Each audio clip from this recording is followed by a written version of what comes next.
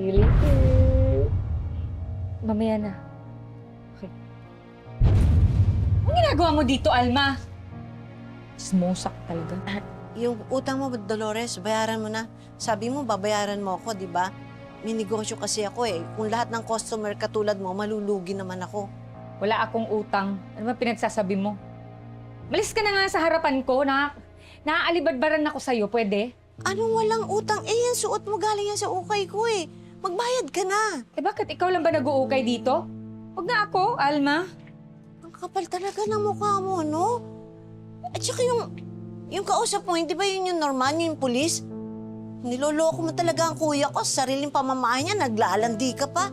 Ano pakialam mo, ha? Pakialamera ka, no? Makakarating to kay kuya. O di magsumbong ka. Bakit? Sa tingin mo maniniwala sa'yo si Jojo, ha?